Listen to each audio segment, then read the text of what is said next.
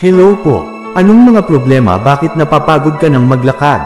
Parang Buelva po uli. Mayroong maraming mga dahilan kung bakit maaaring mapagod sa paglalakad.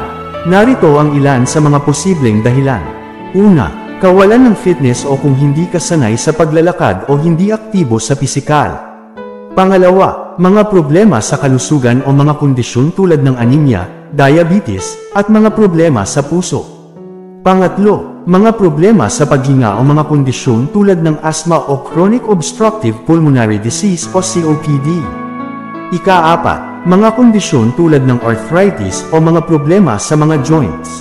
Ika-lima, kulang sa tulog o ang kakulangan sa tulog. Ika-anim, dehydration o kakulangan sa tubig sa katawan. Kung ikaw ay nakakaranas ng pagod sa paglalakad na hindi nawawala o lumalala, pinakamahusay na kumonsulta sa isang propesyonal sa kalusugan para sa tamang diagnosis at payo. Ingat po palagi. God bless po.